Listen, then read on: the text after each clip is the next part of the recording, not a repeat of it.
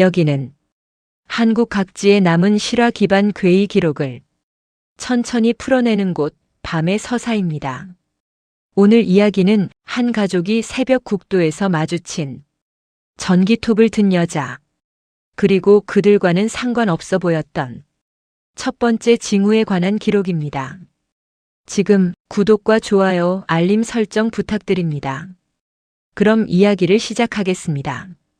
그날 밤은 어떤 특별한 예고도 없었습니다. 그 가족은 그냥 겨울 여행을 가는 길이었습니다. 하지만 나중에 그들은 말했습니다. 우리는 그날 이미 잘못된 길에 들어선 줄 처음엔 몰랐습니다. 처음 이상했던 건 사람이 아니라 길이었습니다. 길은 분명히 국도였는데 마치 오래전부터 아무도 지나가지 않은 것처럼 흙먼지가 유리창을 때렸습니다. 그리고 가장 먼저 움직인 것은 그들이 아니라 도로 옆 어둠 속 무언가였습니다. 전북 장수와 함양 사이에 있는 700고개 국도. 밤이 되면 거의 아무도 다니지 않는 길입니다. 내비게이션이 우회 경로로 안내하지 않았다면 그 가족도 다시는 기억하고 싶지 않은 그 길에 절대 발을 들이지 않았겠죠. 조용했습니다.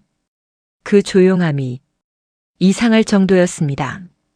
차가 가는데도 내부 소리만 들렸어요.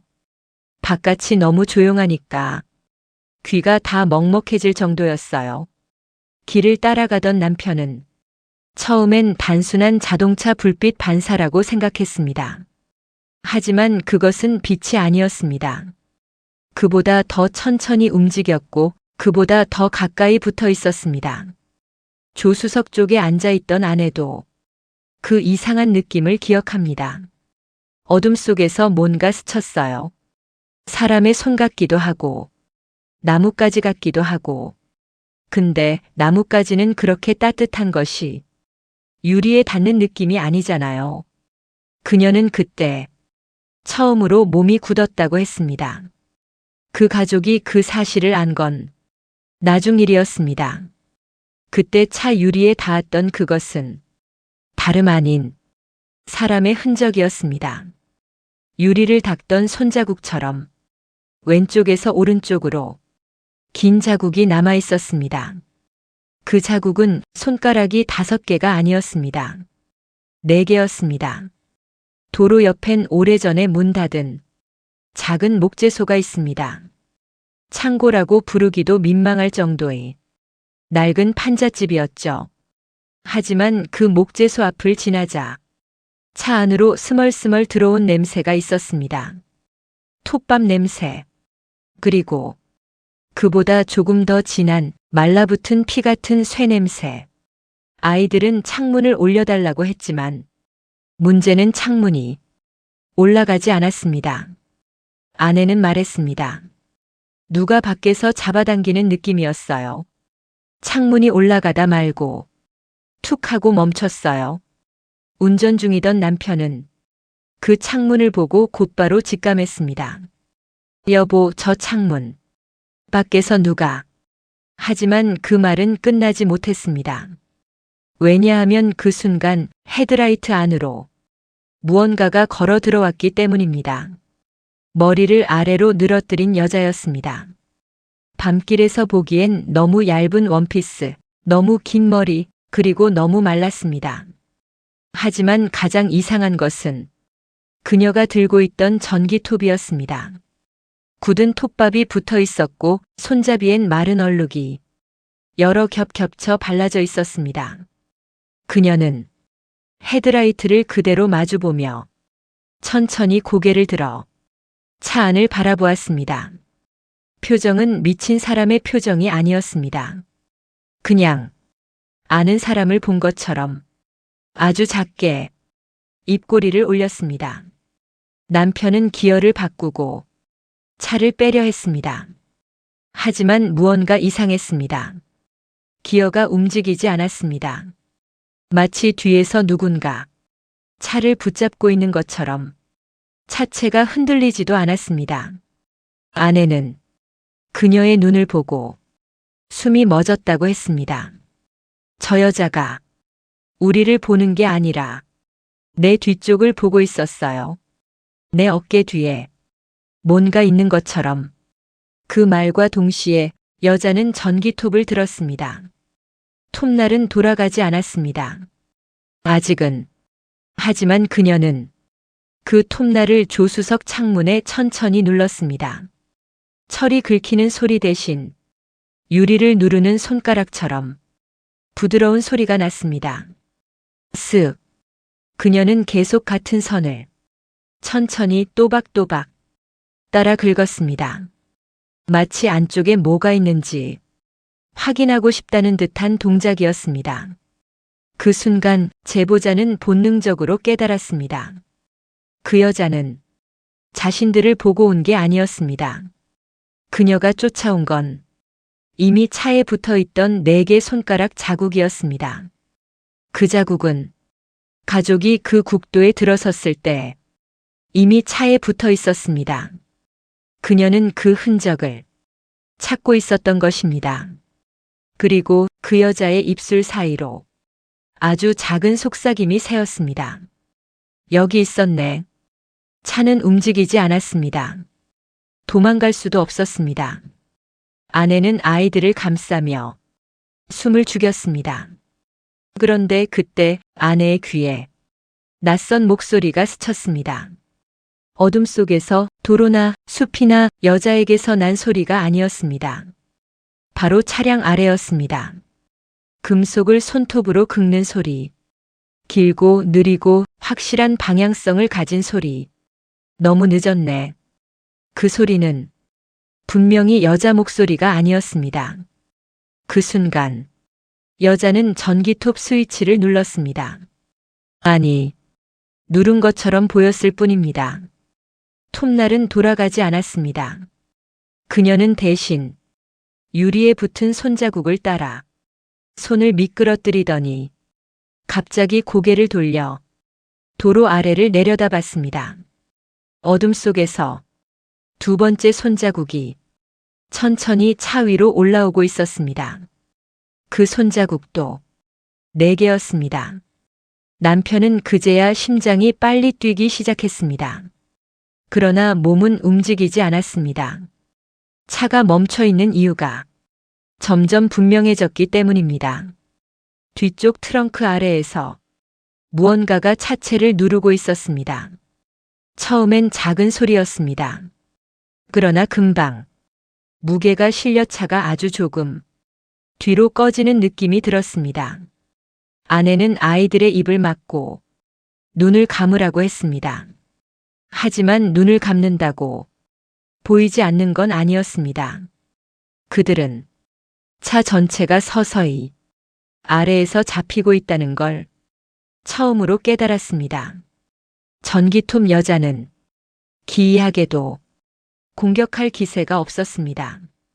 그녀는 그냥 창문에 남은 4개 손가락 자국을 유심히 바라보고 있었습니다. 고개를 약간 돌려 자국을 빛에 비추고 손을 들어 비교하더니 입술을 떨지 않는 목소리로 조용히 말했습니다. 아니다. 이건 걔가 남긴 게 아니야. 그녀가 가리킨 건 바로 차 밑에서 올라오던 2번째 손자국의 흔적이었습니다. 그 순간 전기톱 여자의 표정이 처음으로 변했습니다. 그녀는 겁에 질린 사람처럼 한 걸음 뒤로 물러섰습니다. 차 밑에서 누구의 것인지 모를 손이 조수석 문틀을 타고 천천히 위로 올라왔습니다. 그 손가락은 정상적인 손가락의 움직임이 아니었습니다. 각마디가 굽혀지는 순서가 뒤섞인 채 마치 뼈가 오래전에 부러져 엉켜붙은 손처럼 움직였습니다. 4개의 손가락은 조수석 유리 바로 아래를 향해 천천히 조용히 올라왔습니다. 아내의 입에서 어떤 소리도 나오지 않았습니다. 목이 굳어서 비명조차 나오지 않았습니다.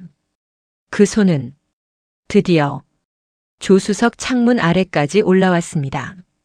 그리고 전기톱 여자는 이상할 정도로 침착하게 뒤로 물러났습니다. 마치 그 손이 누구를 찾는지 알고 있다는 표정이었습니다.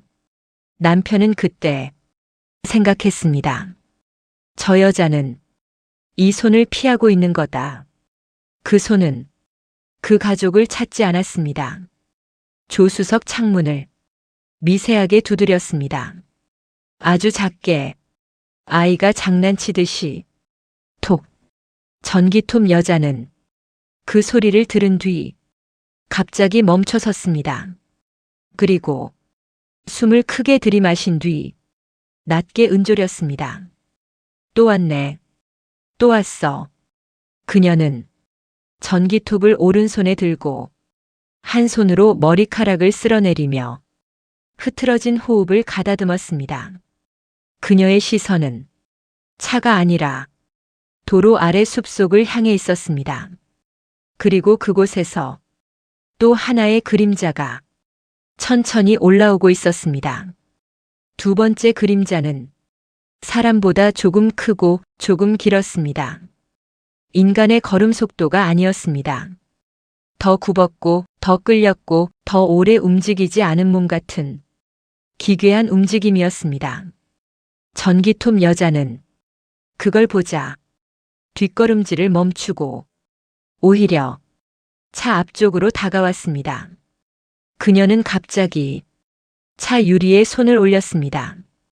그리고 아내의 눈을 똑바로 보며 말했습니다. 문 열지 마요. 목소리는 도와주려는 말투가 아니었습니다.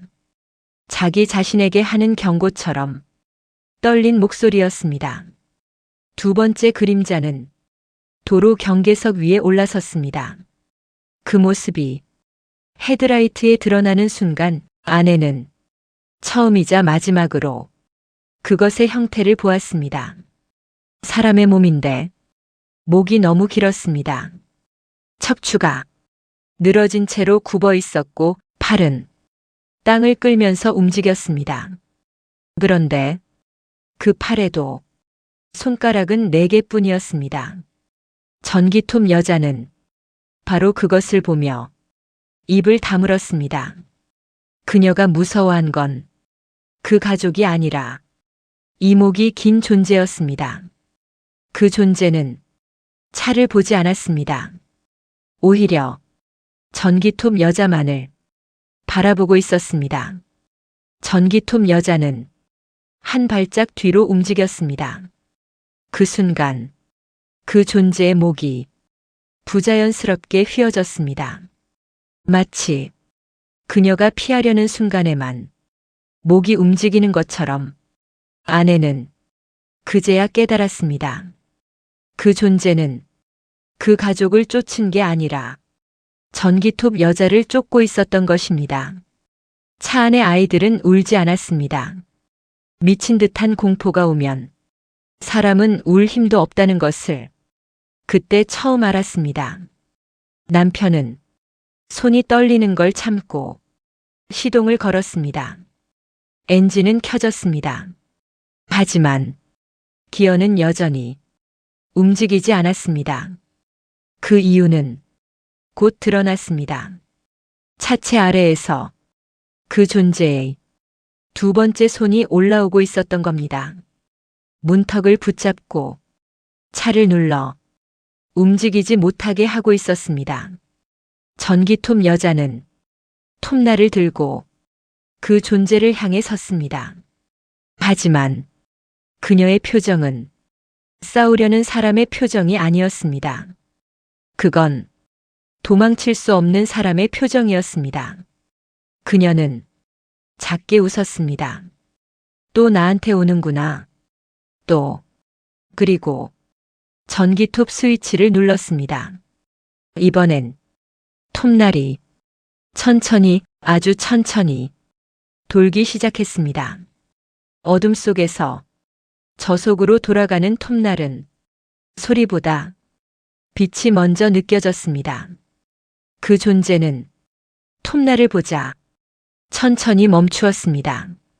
목이 부러진 나무처럼 비틀리며 돌아갔습니다. 전기톱 여자는 그 움직임을 보며 부드럽게 말했습니다. 오지 마. 그 말은 명령이 아니었습니다. 애원에 가까웠습니다. 그런데 그 존재의 반응은 전혀 예상 밖이었습니다. 전기톱 여자의 말에 순간 몸이 조각처럼 멈춘 뒤 갑자기 차를 향해 고개를 돌렸습니다. 그 존재가 처음으로 그 가족을 바라본 순간이었습니다. 아내는 그 눈을 잊을 수 없다고 했습니다. 사람 눈이 아니었어요. 근데 사람을 아는 눈이었어요. 그 존재는 천천히 차 쪽으로 기어왔습니다. 전기톱 여자는 그걸 보고 발작적으로 소리쳤습니다. 안 돼. 거기 들어가지 마. 그녀의 절규는 비명보다 낮고 비명보다 절박했습니다. 그러나 늦었습니다. 그 존재의 손가락 하나가 조수석 문틈에 끼어들어왔습니다. 그 손가락은 살아있는 손가락 같지 않았습니다. 떨어져 나간 것을 억지로 붙여놓은 것처럼 각도가 틀어진 채 움직이고 있었습니다.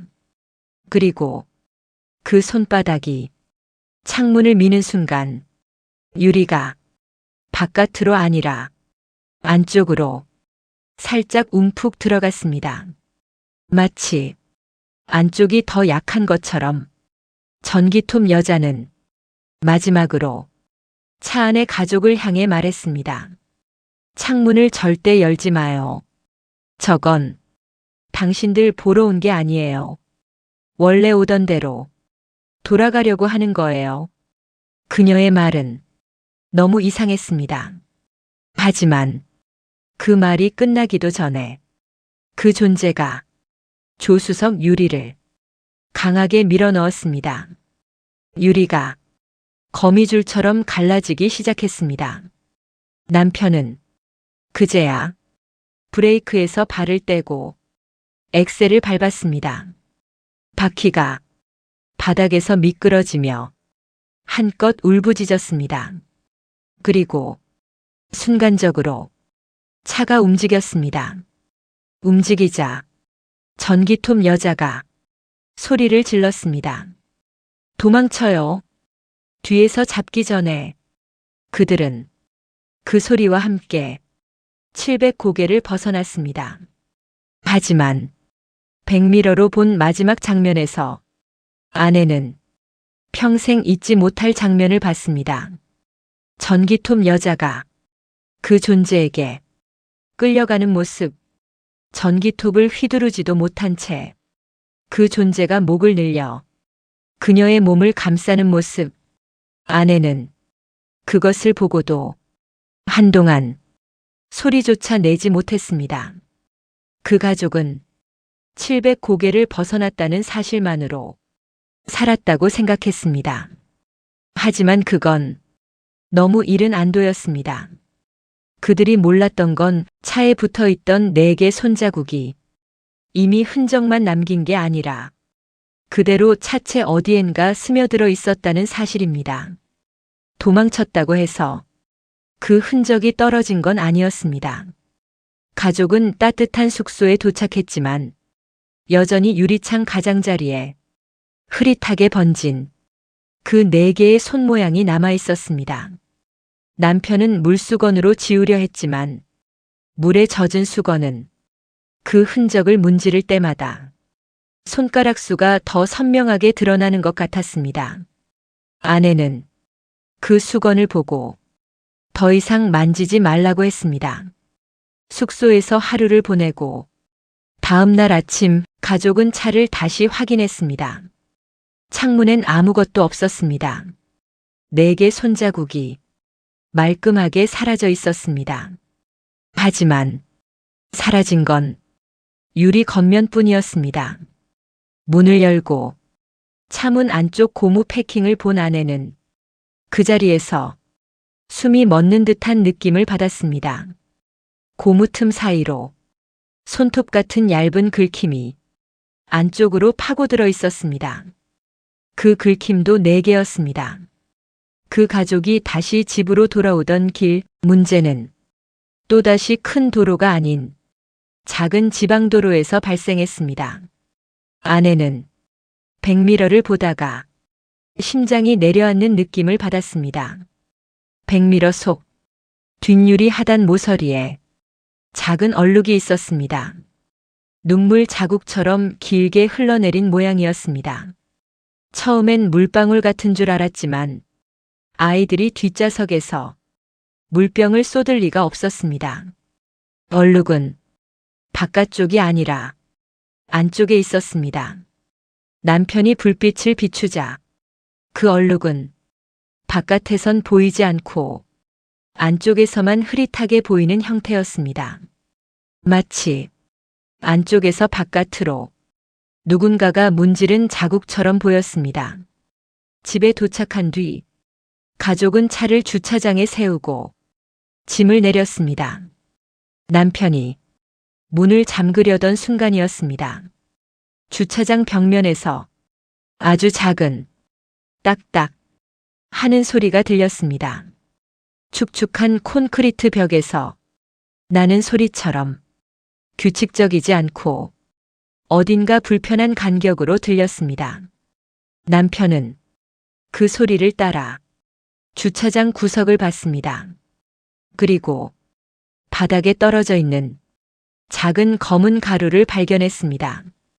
가루는 한 줄처럼 이어져 주차장 바닥을 차량 밑으로 향하고 있었습니다. 가루의 양은 점점 늘어나 차량 아래로 더 짙어졌습니다. 아내는 냄새를 맡아보더니 그 자리에서 뒷걸음질을 쳤습니다. 톱밥 냄새야. 그날 밤 가족은 잠들 수 없었습니다. 그들은 창문 틈에서 새어나오는 한국 겨울 특유의 싸한 바람보다 더 차가운 어떤 기척을 느꼈습니다. 아내는 거실 창문을 보다가 갑자기 얼굴이 굳어졌습니다. 창문 바깥에 가느다란 선이 여러 개 그려져 있었습니다. 처음엔 서리가 내린 줄 알았습니다. 하지만 그 선은 서리처럼 얇지 않았습니다.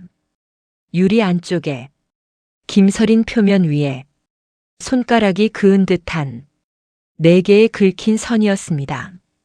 그건 창문 바깥이 아니라 안쪽에서 그어진 선이었습니다. 아내는 창으로 다가가지 못했습니다. 남편은 집안 모든 창문을 확인했습니다. 놀랍게도 작은 흔적은 1층 안방창, 거실 창문, 심지어 욕실 환풍구 바로 옆 작은 상부창에도 있었습니다. 4개의 선은 언뜻 보면 툭툭 끊겨 있는 것 같았지만 곧 자세히 보면 각 선들이 어딘가로 연결되어 있는 듯한 방향성이 있었습니다. 남편은 그 선들이 마치 한 방향을 향해 모여 있는 것처럼 보인다고 말했습니다. 그 방향은 바로 출입문 앞이었습니다. 가족은 문 앞에서 겨우 정신을 붙잡았습니다. 남편이 문을 열기 위해 도어락을 누르는 순간 아내가 팔을 잡아당겼습니다. 열지 마. 그녀의 목소리는 말 그대로 떨려 있었습니다. 문틈 아래로 보이지 않는 작은 그림자가 잠깐 스쳐 지나갔기 때문입니다. 작은 벌레 같지만 벌레의 움직임이 아니었습니다. 사람 손가락처럼 단단한 형태를 가진 검은 그림자였습니다. 그 순간 남편은 문을 닫은 채로 뒤로 물러났습니다. 다음 날 남편은 결국 경찰서에 갔습니다. 그는 700고개에서 겪은 일들을 정확히 설명하지 못했습니다. 너무 비현실적이고 설명하기 어렵고 말을 해도 믿지 않을 것 같았습니다. 그래서 그는 가장 현실적인 부분만 정확히 말했다고 합니다. 그 국도에서 전기톱을 든 여자를 봤습니다. 그리고 누군가 차 아래를 잡고 있었습니다. 그러자 경찰은 별다른 표정 없이 메모를 하다가 조용히 질문을 했습니다. 그 여자는 지금도 그 주변에서 나오는 걸로 알려져 있어요. 남편은 그 말을 듣고 혼란스러웠습니다. 알려져 있다고요? 경찰은 종이를 꺼내 그에게 보여주었습니다. 그 종이는 실종자 목록이라고 적힌 양식이었습니다. 실종 기록 문단 2021년 2월 기록 전북 장수 소재 안목재소 근무 여성 사고 후 연락 두절 사건 당시 왼팔 골절 진단 의료 기록 마지막 내원일자 확인 이후 동생 또한 가출로 처리된 상태 가족 연락 두절 장기 미제 사건으로 분류 남편은 기록을 보는 순간 그 여자가 했던 말이 떠올랐습니다. 아니다. 이건 걔가 남긴 게 아니야. 그녀가 두려워한 건 자신과 비슷한 과거를 가진 사람이 아니라 전혀 다른 무언가였습니다. 남편은 경찰에게 그 존재의 모습을 할 수 있는 한 정확히 설명했습니다. 긴 목, 구부러진 척추, 4개의 손가락.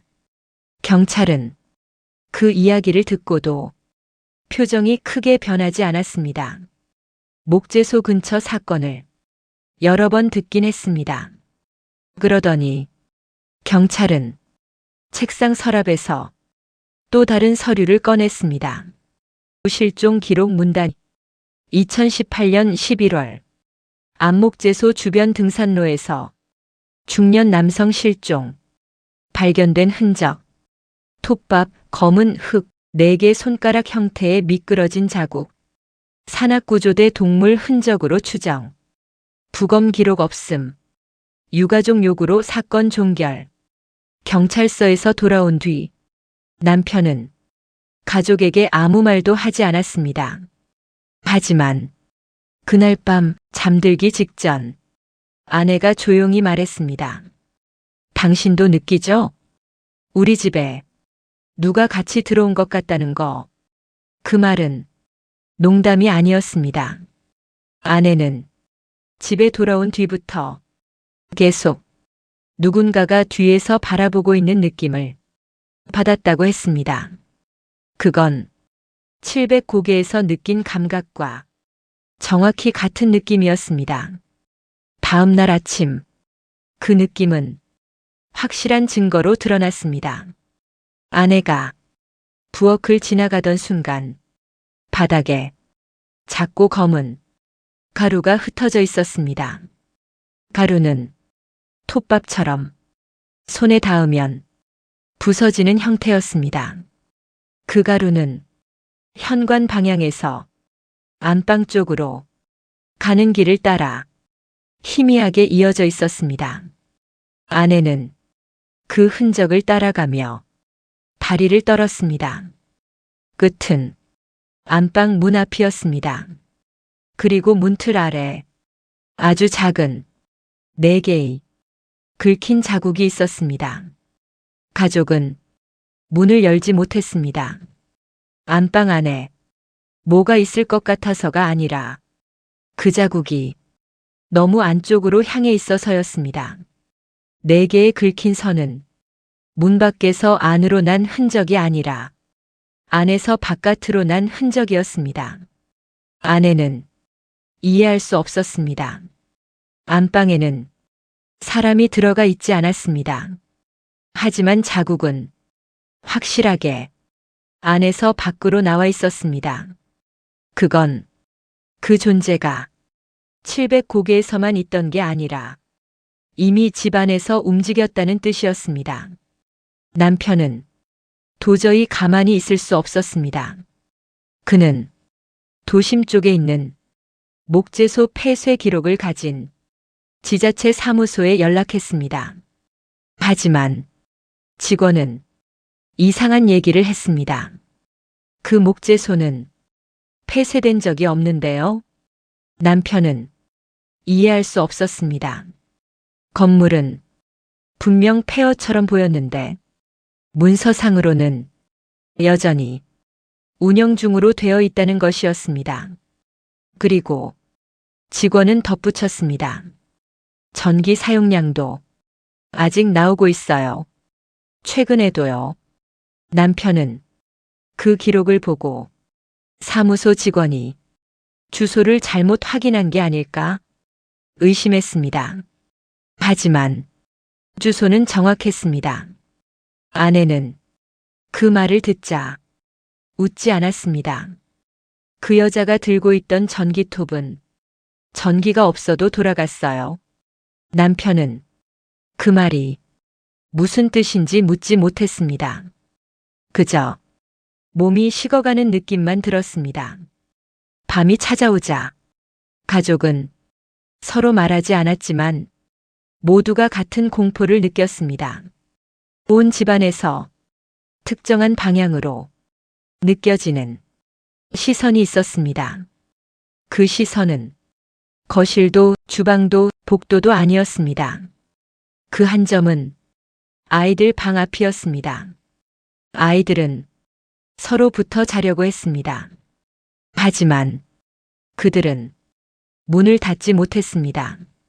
문틈 아래로 부드러운 검은 가루가 줄처럼 이어져 있었기 때문입니다. 그날 밤 첫 번째 현상이 나타났습니다. 아내는 잠이 들락말락하는 상태에서 갑자기 옆에서 들리는 작은 긁히는 소리를 들었습니다. 그 소리는 문틈을 긁는 소리였습니다. 하지만 강하게 긁는 소리가 아니라 마치 안을 살짝 더듬는 것 같은 부드러운 소리였습니다. 스으. 아내는 숨을 멈추었습니다. 문틈 아래 그림자가 천천히 움직이는 게 보였습니다. 그 그림자는 사람 손가락보다 더 길고 더 가늘고 더 이상했습니다. 아내가 아이들을 감싸 안고 몸을 웅크리는 동안 그 소리는 대략 3분 정도 이어졌습니다. 그리고 갑자기 소리가 멈췄습니다. 아내는 숨도 쉬지 못했습니다. 그 순간 문틈 아래 작은 그림자가 살짝 지나가는 것이 보였습니다.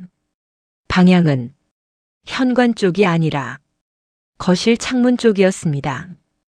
그 존재는 가족을 찾는 것이 아니라 무엇인가를 따라 방향을 옮기는 듯 했습니다. 아내는 방문을 잠가두는 것이 큰 의미가 없다고 느끼기 시작했습니다. 그 존재는 문틈 아래로도 창문 틈으로도 심지어 현관의 아주 작은 틈으로도 들어오는 것 같았습니다. 그녀는 다음 날 남편에게 말했습니다. 이건 사람의 행동이 아니에요. 사람은 틈으로 다니지 않아요. 남편은 그 말을 듣고도 아무것도 답하지 못했습니다.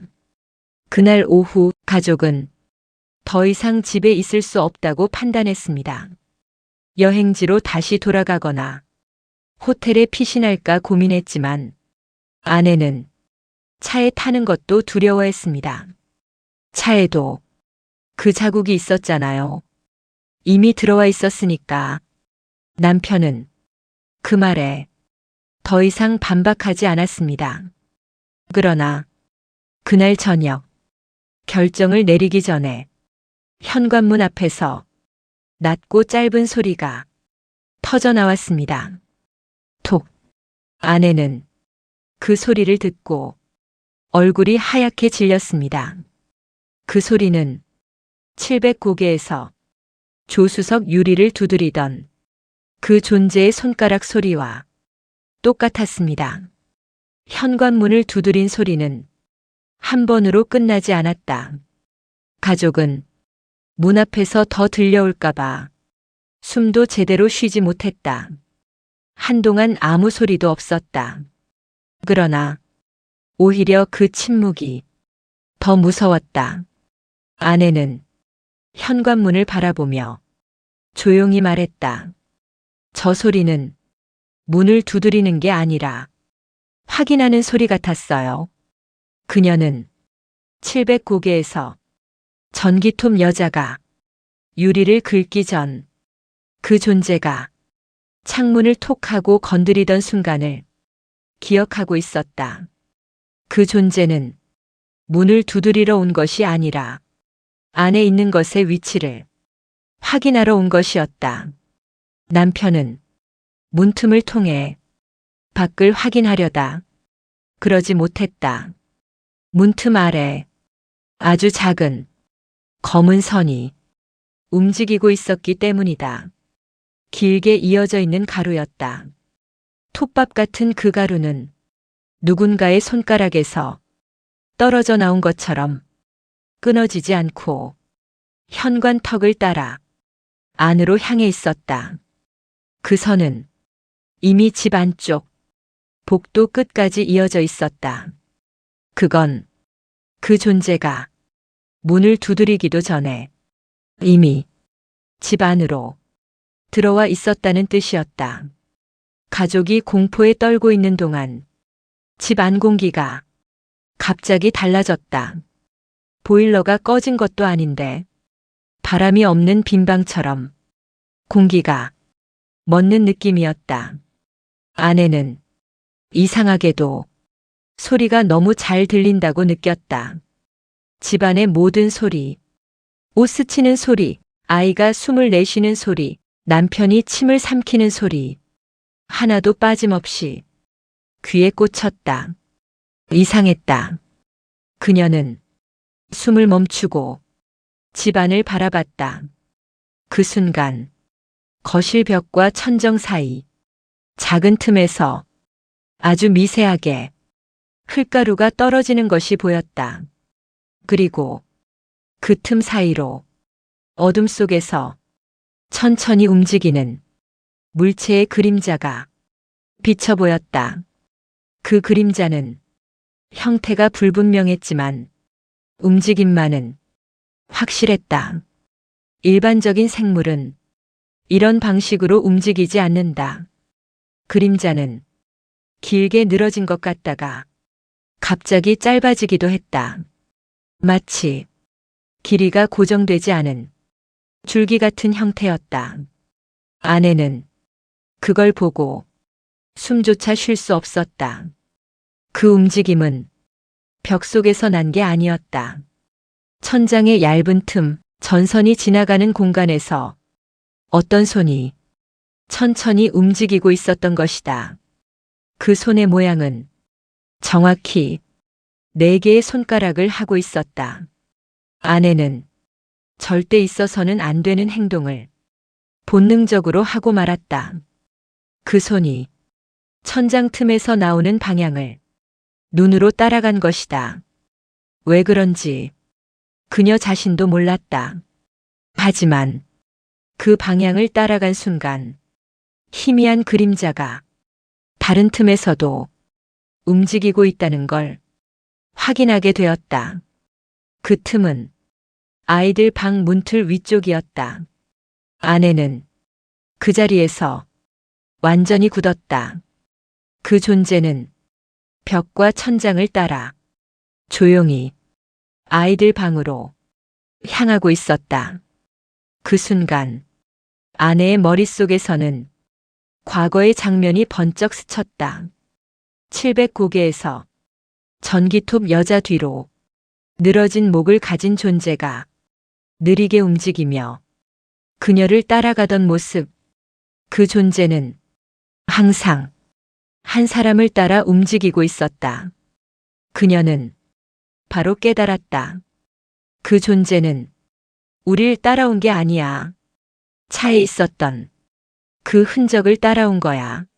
아내는 그 존재가 사람을 쫓는 게 아니라 어떤 흔적을 쫓고 있다는 사실을 알아버린 것이다. 그리고 그 흔적은 아직도 아이들 방에 남아 있었다. 남편이 아내의 굳은 얼굴을 보고 재빨리 눈길을 돌렸다. 그는 조용히 아이들 방으로 향했고 문을 열지 않은 채 귀만 갖다 대었다. 방 안에서 아무 소리도 나지 않았다. 하지만 아무 소리도 나지 않는다는 것 자체가 더 불안했다. 남편은 아내를 쳐다봤다. 지금 안에 있는 건, 그 말은 반쯤 끊겼다. 방 안에서 아주 작은 툭 소리가 들렸기 때문이었다. 그 소리는 아이들의 장난감에서 나는 플라스틱 소리가 아니었다. 그건 책상이 살짝 눌리는 소리였다. 마치 무언가가 천천히 책상 위를 기어가는 소리. 남편은 여전히 문을 열지 못했다. 그 순간 문 아래 틈에서 검은 그림자가 부드럽게 지나가는 것이 보였다. 그 그림자는 사람의 그림자처럼 뒷면이 넓거나 중심이 뚜렷하지 않았다. 길고 가늘고 선명하지 않았다. 그러나 한 가지는 명확했다. 그 그림자에는 분명히 손 모양의 그림자 4개가 있었다. 아이들 방 안에 그 존재가 들어가 있었다. 그 순간 남편은 문 손잡이를 잡았다. 아내는 그의 팔을 잡으며 필사적으로 말했다. 문 열지 마. 지금 열면 그게 우리를 보게 돼. 남편은 문을 잡고 있는 손을 천천히 내려놓았다. 문 안에서 나는 소리는 더 이상 움직임이 아니었다.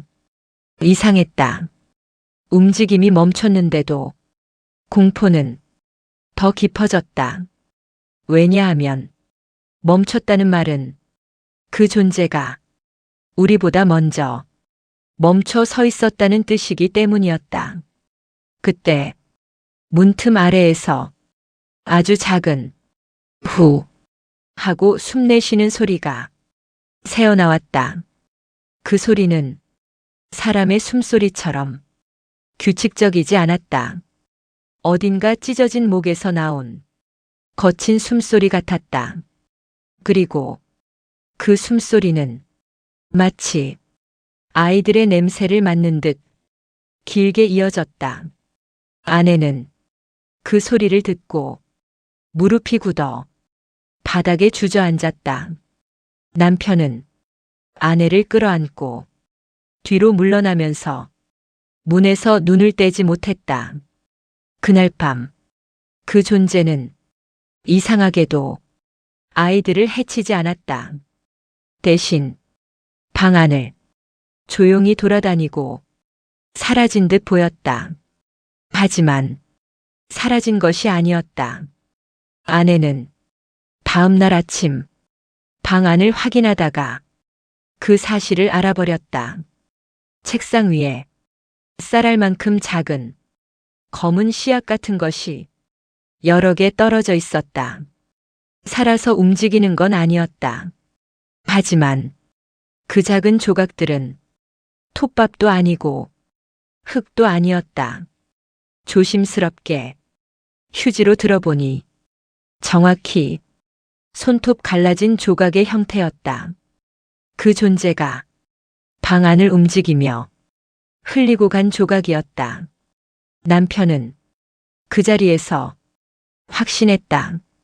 저건 사람이 아니야. 아내는 고개를 저었다. 아니야. 사람이었던 것일 수도 있어. 오래전에 그 목재소에서 그녀는 말끝을 흐렸다. 전기톱 여자, 그녀가 말하던 얘가 남긴 게 아니다. 라는 말. 그 말은 단순한 구별이 아니라 두 존재 사이에 어떤 관계가 있다는 뜻이었다. 그 존재들은 전기톱 여자가 무서워할 정도로 다른 존재였다. 그날 오후 남편은 다시 사무소에 전화를 걸었다. 목재소의 현재 운영 상태를 확인하기 위해서였다. 하지만 전화는 계속 받지 않았다.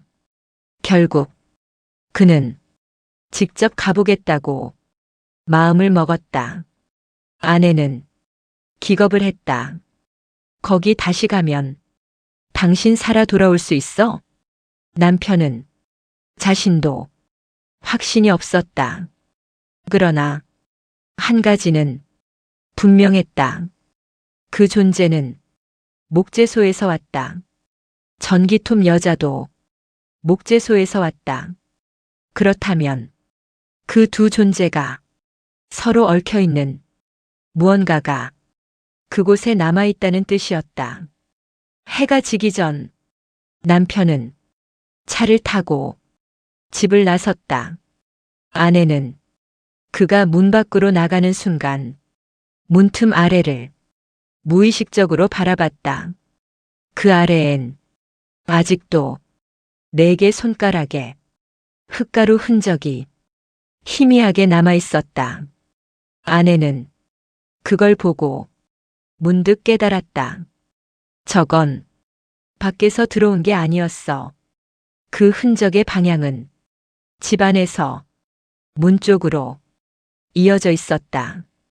즉, 그 존재는 700고개에서부터 집을 따라온 게 아니라 집에 들어온 뒤 다시 문으로 나간 것이었다. 남편은 도착했다. 문서상 운영 중으로 돼 있는 목재소. 그러나 현장은 폐가나 다름없었다. 문은 낡았고 유리는 깨져 있었다. 건물 주변엔 잔가지와 낙엽들만 소리 없이 깔려 있었다. 하지만 한 가지가 명확하게 달랐다. 건물 안쪽에서 바람이 없는데도 흙가루가 아주 천천히 바닥으로 떨어지고 있었다. 그건 흙이 아니라 작게 부서진 손톱 조각과 검은 가루였다.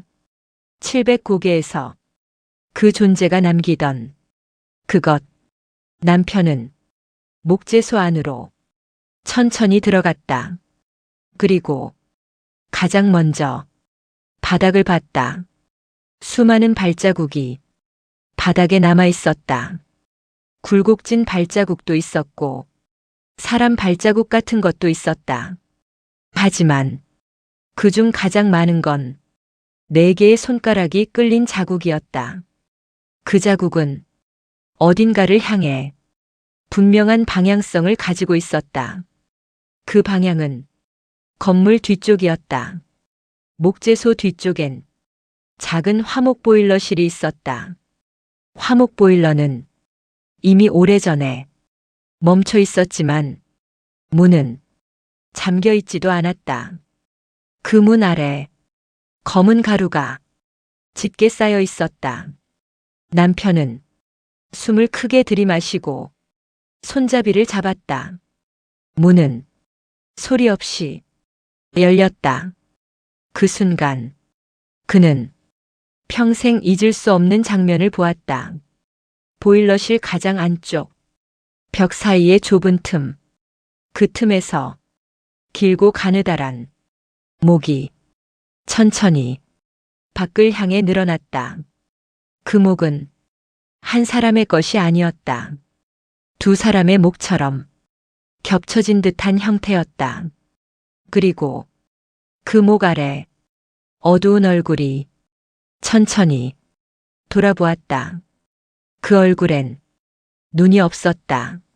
하지만 그 얼굴은 확실히 어떤 사람을 알고 있는 듯 고개를 기울였다.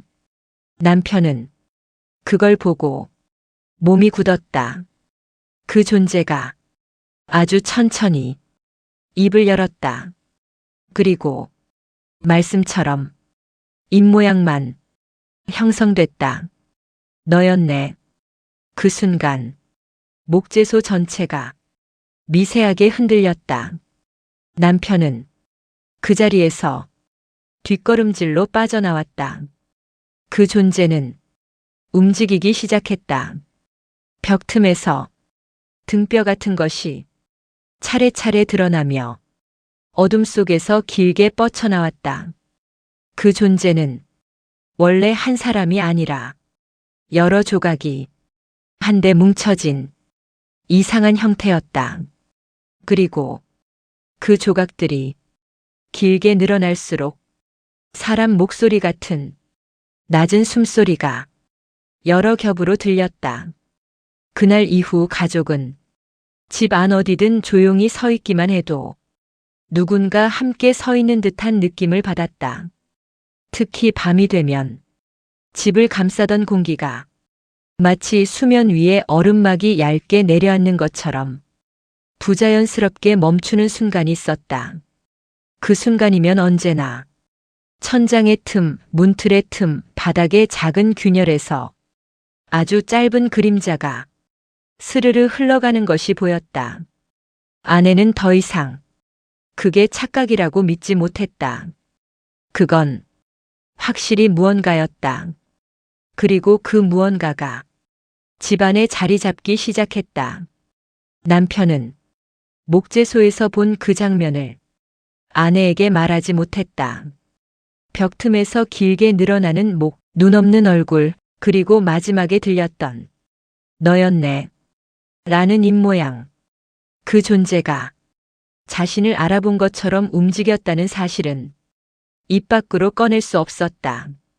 그러나 아내는 말하지 않아도 알고 있었다. 남편이 집으로 돌아온 날 밤 아내는 그를 보며 이야기했다. 당신도 느끼죠? 이 집 안이 전보다 더 좁아진 느낌. 그 말은 정확했다. 집이 좁아진 것이 아니라 집 안에 하나 더 들어왔기 때문이었다. 그날 밤 아내는 잠결에 낯선 움직임을 느꼈다. 누군가 복도를 아주 조용히 걸어다니는 소리였다. 발소리는 아니었다. 더 부드럽고, 더 길고, 더 간헐적이었다. 걸음과 걸음 사이에 마치 무언가를 끌고 가는 것 같은 짧은 쉭하는 공기 흐름이 섞여 있었다. 아내는 문틈 아래로 들어오는 형체를 보았다. 그건 사람 그림자보다 가늘었고 움푹 파인 형태였으며 무언가를 찾는 듯 복도 바닥을 따라 천천히 움직였다. 그 존재는 방 앞에 서서 잠긴 문 너머의 기척을 오래 듣고 있었다. 아내는 침대에서 일어나지도 못하고 숨을 붙잡았다. 그 존재가 문에서 멈춰 선 채 안쪽을 들여다보는 것처럼 오래 서 있었다. 그리고 어느 순간 그 존재는 갑자기 움직이지 않는 듯 자리를 비웠다. 그 조용함이 가장 무서웠다. 왜냐하면 보이지 않아도 여전히 그 근처에 있다는 걸 몸이 먼저 알고 있었기 때문이다. 남편 역시 거실에서 같은 감각을 느끼고 있었다. 현관 옆 벽에서 천천히 움직이는 그림자, 어쩌다 한 번씩 바닥으로 떨어지는 검은 가루. 그러나 그날 밤 남편에게는 더 이상 무시할 수 없는 장면이 찾아왔다. 거실과 주방 사이, 검은 가루가 가장 많이 쌓인 곳에서 조용히 흔들리던 그림자가 갑자기 벽 쪽으로 빨려 들어가듯 사라졌기 때문이다. 사라지기 전 잠깐 드러난 실루엣은 분명 사람이었다. 하지만 목이 너무 길었다. 사람의 구조가 아니었다. 그 길어진 목은 벽 틈에서 빠져나오는 순간 다시 짧아져 사라졌다. 그 과정이 너무 느려 더 분명하게 보였다. 남편은 그 자리에서 아무 말도 하지 못했다. 다음 날 가족은 결국 집을 떠나기로 했지만 짐을 싸던 중 더 무서운 장면을 보게 됐다. 아이들의 방 책상 위에 조용히 놓여있는 작은 나무 조각 하나. 나무 조각은 누군가 억지로 깎아 만든 것 같았다. 표면이 불규칙했고 군데군데 긁힌 흔적이 많았다.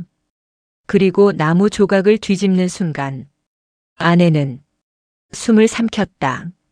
나무 조각 뒷면에는 아주 얇은 글씨가 새겨져 있었다. 이 글씨는 칼로 새긴 것도 펜으로 그린 것도 아니었다. 눌러 찍힌 흔적이었다. 글씨는 이랬다. 다시 왔다. 아내는 그 문구를 보는 순간 온몸이 굳어버렸다.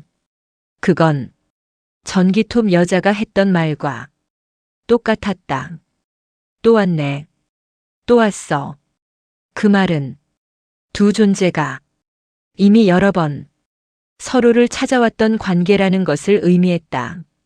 남편은 목재소에서 본 생명체가 전기톱 여자를 쫓았던 이유도 이제야 이해하기 시작했다. 그 존재는 전기톱 여자를 쫓아온 게 아니라 그녀가 들고 있던 흔적을 찾고 있었다. 그리고 그 흔적은 목재소에서 난 사고, 사라진 동생, 사고로 잘린 신체, 그리고 여러 명의 실종자가 뒤섞인 상태에서 생겨난 무엇이었다. 남편은 그 흔적이 이제 자신들의 집에 머물고 있다는 걸 확신할 수밖에 없었다. 그날 밤 또 한 번 집 안 공기가 부자연스럽게 멈췄다. 이제 가족은 그 공기 흐름만으로도 그 존재가 깨어났음을 알 수 있었다. 아이들은 속삭였다. 아빠, 천장 틈에서 누가 내려다봐. 남편이 천장을 올려다보는 순간 틀 사이의 어둠 속에서 무언가가 조용히 빠져나오는 장면이 보였다. 작은 그림자였지만 움직임은 너무 확실했다. 그 그림자는 천장에서 떨어지지 않고 벽을 따라 미끄러지듯 내려와 복도 쪽으로 사라졌다. 그 사라진 방향은 현관이 아니라 집 안쪽 깊은 곳 아이들 방 쪽이었다. 아내는 그 순간 깨달았다. 이건 단순히 따라오는 존재가 아니라 이 집 안에서 찾고 있는 것이 있는 존재였다. 무엇을 찾고 있는지, 누구를 찾고 있는지 정확히 알 수는 없었지만 아내는 전기톱 여자의 얼굴을 떠올렸다. 유리를 긁으며 속삭이던 그 말. 여기 있었네. 그 말이 가족을 향한 것이 아니었다는 걸. 그녀는 그 흔적을 찾아온 것이었다. 집을 나서기로 한 날 아침 공기만큼이나 묵직한 불안이 온 집안을 감싸고 있었다. 가족은 빠르게 짐을 챙겼다. 혹시라도 그 존재가 여전히 집 안 어디에서 그들을 보고 있을까 두려워서였다. 그러나 아내는 문득 깨달았다. 짐을 챙기는 것도, 집을 떠나는 것도, 문을 나서는 것도 모두 사람 기준의 행동이라는 것을. 그 존재에게는 그런 기준이 없었다. 남편이 마지막으로 현관문 잠금 장치를 확인하려는 순간 집 안 공기가 갑자기 딱 멈추었다. 거실의 작은 먼지 입자조차 움직이지 않는 것처럼 보였다. 아내는 거실 방향을 바라보며 숨을 멈췄다. 천장 모서리 아주 희미한 틈에서 그림자가 다시 한번 스르르 흘러내리고 있었다. 그 그림자는 이번엔 방향을 잃지 않고 직접적인 선을 만들며 가족 쪽으로 다가오고 있었다. 멈춰있던 먼지가 그 그림자의 흐름을 따라 아래로 향하고 있었다. 가족은 그 장면에서 도망치듯 문을 열고 밖으로 뛰쳐나갔다. 하지만 놀랍게도 밖의 공기는 너무나 평온했다. 바람도 불고 먼지도 날리고 멀리서 차 소리도 들렸다. 정상적인 겨울 아침이었다. 그 차이가 더 공포스러웠다. 아내는 문을 열고 밖으로 나갔지만 마음 한구석에서 알고 있었다. 문 밖으로 나온다고 그게 끝나는 건 아니야. 그 존재는 사람처럼 문턱이나 경계를 의식하지 않았다. 가족이 차에 오르는 순간 남편은 백미러를 통해 집 현관을 다시 바라보았다. 문은 닫혀 있었고 아무도 없었다. 그런데 문틈 아래 희미한 먼지가 서서히 번지고 있었다. 그건 바람이 일으킨 먼지가 아니었다. 내부에서 밀려나오는 듯 평평한 형태로 살짝 바깥으로 퍼져나오고 있었다. 마치 집안에 있던 무언가가 조용히 자세를 바꾸고 있다는 듯한 기이한 느낌이었다. 남편은 백미러를 바로 돌려 앞만 보고 운전했다. 숙소로 돌아가는 길 아이들은 조용했다. 그조차 이상했다. 아이들은 아무 말도 하지 않았지만 서로 붙어 앉은 채 똑같은 방향을 바라보고 있었다. 그 방향은 바로 차 내부 천장 모서리였다. 아내는 아이들의 시선을 따라 천장을 올려다보았다. 천장과 차체 사이에 아주 얇은 이음매 틈에서 작은 어둠이 길게 늘어져 있었다. 그 어둠은 움직이지 않았다. 하지만 움직이지 않는 어둠이 세상에서 가장 무서운 것이었다. 숙소에 도착한 뒤 가족은 각자 다른 방에 들어가 문을 잠갔다. 하지만 문을 잠그는 행동조차 무력하다는 것을 이미 알고 있었다. 밤이 되자 방 안의 공기가 이상하게 뒤틀리기 시작했다. 누군가 숨도 쉬지 않은 채 방 구석에서 조용히 자리를 지키는 듯한 기묘한 느낌. 그리고 그 정적 속에서 가족은 모두 같은 생각을 했다. 이건 집이 문제가 아니었어. 문을 잠가도 집을 옮겨도 차를 바꿔도 그 존재는 장소를 따라오는 것이 아니라 전기톱 여자가 말했던 것처럼 흔적을 따라오고 있는 것이었다. 그 흔적은 이미 가족 한 명에게 아주 깊게 스며들어 있었다. 아내가 씻으려고 욕실 문을 열던 순간이었다. 욕실 거울 위에 작고 얇은 금이 새로 생겨 있었다. 그 금은 가운데가 얇고 양 끝으로 갈수록 길게 갈라진 형태였다. 아내는 그 모양이 무엇과 닮았는지 바로 알아보았다. 그건 어떤 방향을 가리키듯 길게 쭉 뻗은 흐름의 모양이었다. 그 흐름은 거울 아래 방향이 아니라 뒤쪽 아내의 등 뒤를 향해 있었다. 아내는 고개를 돌리지 못했다. 돌아보면 그 흐름의 끝을 볼 수 있을 것 같아서였다. 그건 절대 보면 안 되는 것이었다. 남편 역시 숙소 침대에 누워 있다가 이름을 불리는 듯한 미세한 기척을 들었다. 낮은 톤, 그리고 듣기 힘들 정도의 짧은 모음. 그 기척은 현실적인 목소리가 아니라 벽 안쪽에서 천천히 흘러나온 어떤 소리였다. 목재소 보일러실 벽 틈에서 그 존재가 입모양만 열어 그에게 했던 한마디. 너였네. 남편은 그 말이 단순히 알아본 게 아니라 기억한 것임을 깨달았다. 그 존재는 누군가의 흔적을 기억하고 있었다. 그리고 그 흔적이 지금 자신에게 옮겨 붙었음을 이제 확신할 수밖에 없었다. 가족이 각 방에서 서로 다른 공포를 겪고 있을 때 숙소 전체의 조명이 아주 살짝 흔들렸다. 전기가 나간 것도 스위치를 건드린 것도 아니었다. 형광등이 흔들린 이유는 조명이 아니라 공기가 떨렸기 때문이었다.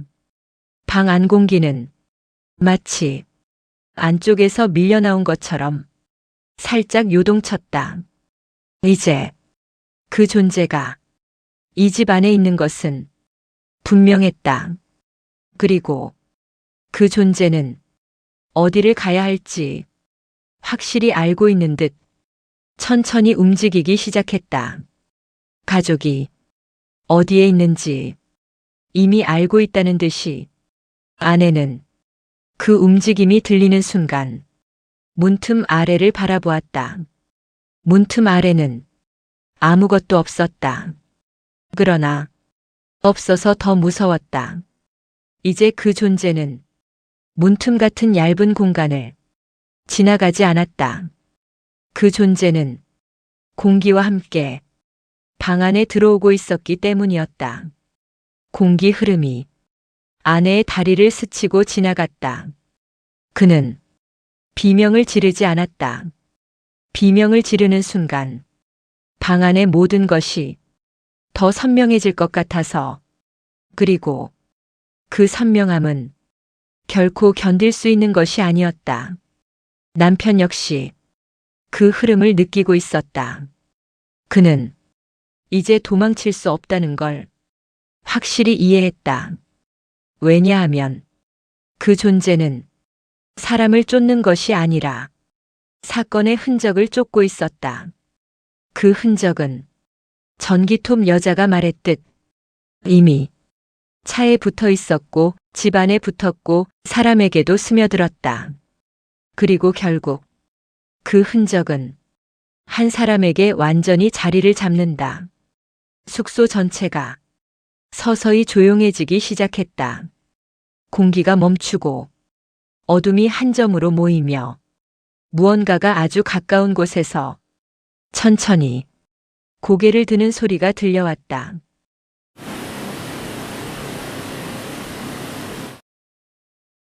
오늘의 기록은 여기까지입니다. 사람이 지나간 자리엔 발자국이 남지만 어떤 것들은 흔적만으로도 계속 찾아오는 법이죠. 혹시 당신 주변 공기가 괜히 잠깐 멈춘 것 같다면 오늘 이야기 때문만은 아니었을 겁니다. 밤의 서사였습니다. 구독과 좋아요, 알림 설정 부탁드립니다. 그럼 다음 기록에서 다시 뵙겠습니다.